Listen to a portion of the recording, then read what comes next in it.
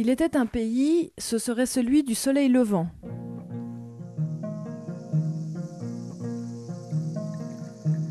S'il était une musique, elle serait africaine et bouillonnante du sang de la terre.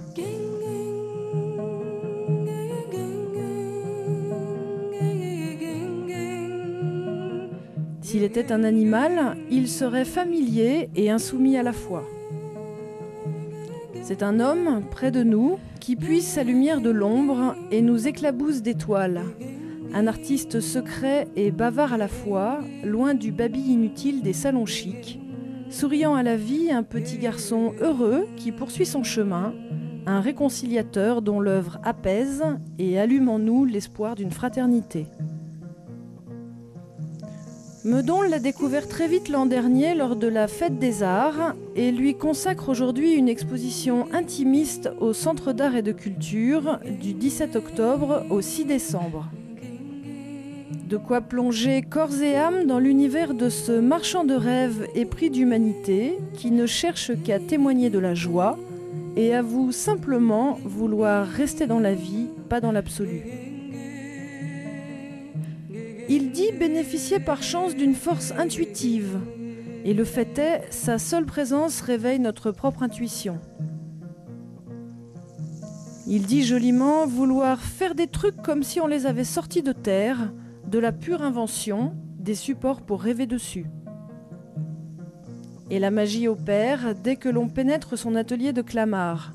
Sa sculpture et ses toiles sont noires, bleues ou rouges, des formes simples et géométriques, aucun ou peu de mélange de couleurs, juste des passages de l'une à l'autre. Au premier abord, on s'étonne de l'émotion ressentie, celle d'une lumière profonde qui réchauffe sans éblouir, puis on cherche inutilement pourquoi ces anneaux de sable bleu, ces ailes toutes noires, ces silhouettes opaques à peine ébauchées, ou ces carrés à l'infini déclinés par couleurs fondamentales. Lui sait, mais ça n'a pas d'importance. Il appelle cela le portefeuille de signes de chaque artiste et s'en amuse. L'essentiel est dans l'émotion qu'il nous donne en ne faisant que suggérer la trace des hommes, leur tout premier désir d'expression, le rond, la croix, le trait. Fred Schneider n'est pas un homme de contraste, bien que son histoire semble écrire le contraire. Sa Suisse natale est dans son cœur, mais c'est au Japon qu'il s'est rencontré lui-même. Un clivage de taille qui a néanmoins réhabilité toutes les valeurs enfouies au plus profond de son moi, la réconciliation de l'Occident et de l'Orient qui lui fait dire comme un adolescent « J'ai découvert tout ce que je n'avais jamais osé dire, jamais osé faire » et d'apprendre que ce qui compte, ce n'est pas l'opposition du yin et du yang, mais l'énergie qui passe entre le positif et le négatif. Pour lui, le bouddhisme et le zen nous font une vraie place. Le Japon, ce fut comme une bombe dans sa vie, une sorte d'épuration, un bain de jouvence. Rien d'étonnant alors de traverser en plein Clamart le jardin aux notes zen de son atelier tamisé comme un recueillement.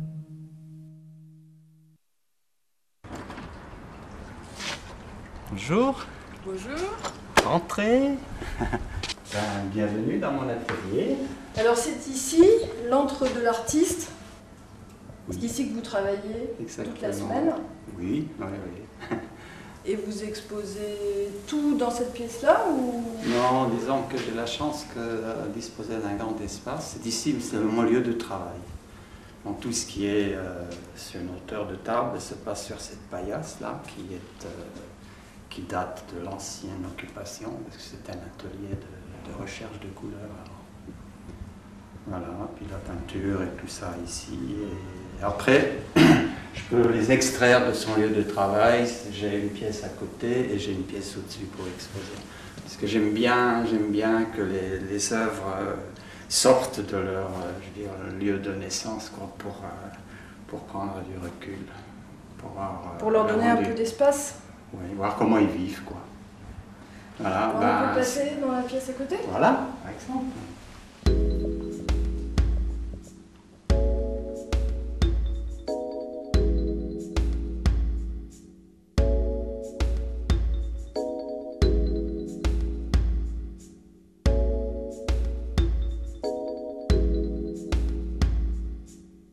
Donc dans cette pièce-là, on a en gros le travail des 2 dernières années, aussi bien en sculpture qu'en peinture.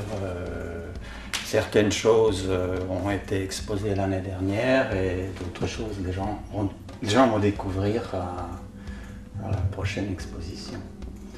Alors cette année, ce que les Meudonnais vont bientôt découvrir, c'est l'artiste. Il y a une exposition qui vous est consacrée à partir du 17 octobre. Mais vous avez consacré une longue partie de votre existence plutôt au graphisme pour les entreprises. Comment ça s'est passé et pourquoi ce passage à la vie d'artiste? On peut dire que j'ai découvert le monde de l'art à l'adolescence, ou même un peu à la préadolescence, vers les 12 ans, et j'étais attiré vers ce monde-là. Et disons, dans mon pays d'origine, qui est la Suisse, les choses sont organisées de telle manière à ce qu'on puisse apprendre facilement un métier dans le domaine de l'art, disons de l'art appliqué. C'est ce que j'ai fait. Au départ, j'avais envie d'être architecte, et puis un peu plus tard, c'est plus vers la matière et la couleur que ça a tourné.